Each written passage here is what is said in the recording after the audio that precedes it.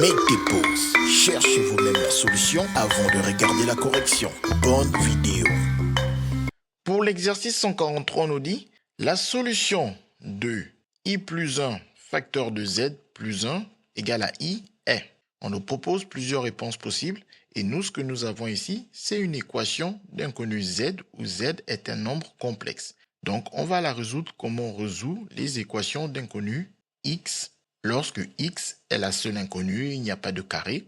Il suffit juste d'isoler l'inconnu. Donc ici, on va tout simplement isoler le z, tout comme on aurait isolé un x. Pour isoler le z, on va commencer par enlever le plus 1 du côté gauche de l'égalité, en faisant moins 1 à gauche et moins 1 à droite de l'égalité. Plus 1 moins 1, ça donne 0. Il va juste nous rester i plus 1 facteur de z. Et de l'autre côté de l'égalité, ça nous donne i moins 1. Ensuite, pour isoler le z, on doit enlever le facteur i plus 1. Comme on a une multiplication, pour l'enlever, on utilise une opération qui a une priorité au moins équivalente à la multiplication, à savoir la division. On divise du côté gauche par i plus 1 et donc aussi du côté droit par i plus 1. Ensuite, comme ici on a la multiplication et la division, priorité à aucune des deux opérations, on peut commencer par celle qu'on veut. Nous, on va commencer par la division. On va diviser cette quantité par cette quantité. Et un nombre divisé par lui-même, ça fait 1. Avec le z, ça fait 1z. Et 1z, on peut juste l'écrire z. Maintenant, de l'autre côté, on peut observer qu'on a un i au dénominateur. En général, les nombres complexes sont donnés par défaut sous leur forme algébrique, sauf si on a une autre forme dans l'énoncé.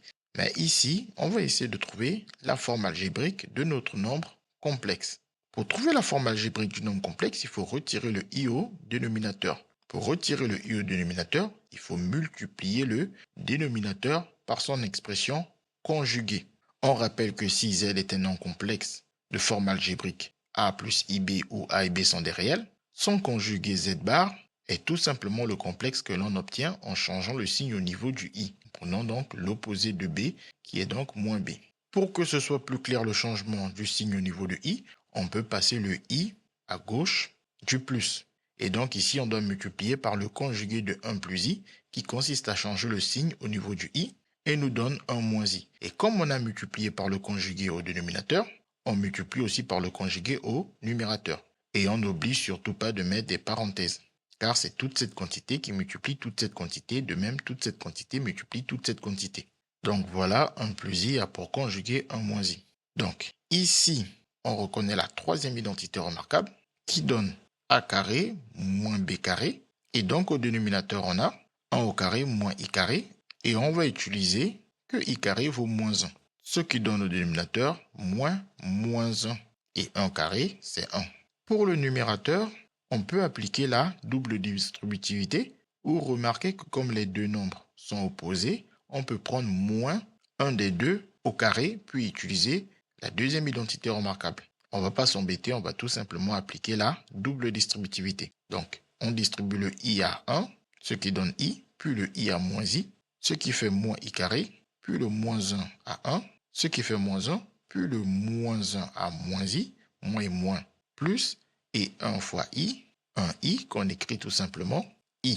Ensuite, on sait que le i carré, c'est moins 1, donc on remplace i carré par moins 1, puis on effectue les calculs simples. Moins et moins, ça fait plus, ce qui permet d'écrire plus 1. De même au dénominateur, moins et moins, ça fait plus, ce qui permet d'écrire plus 1.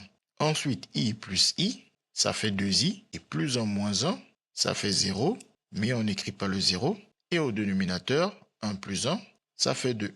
Donc, on obtient i comme réponse finale. Donc, avant de trouver la forme algébrique, on avait d'abord trouvé cette solution. Une fois qu'on a enlevé le i au dénominateur, on vient de trouver cette solution. On peut aussi préciser que comme on a résolu une équation, on a raisonné par équivalence, donc on peut mettre les équivalences à chaque étape. Même si ici, on ne s'est pas embêté à mettre plusieurs étapes, on a tout simplement fait le calcul. Donc, on n'a plus qu'à regarder parmi les réponses proposées, quelle réponse correspond à ce que nous avons trouvé. On voit déjà que la réponse A correspond à cette réponse. Donc la réponse A est une bonne réponse. On cherche ensuite, on remarque que la réponse C correspond à ce que nous avons trouvé ici. Donc, la réponse C est une bonne réponse. Nous avons donc trouvé toutes les bonnes réponses parmi les réponses proposées. CQFD, ce qu'il fallait découvrir. Les mathématiques, ce n'est pas juste la mémorisation de l'application de cours. Ça nous aide à comprendre le monde qui nous entoure et à prendre des décisions.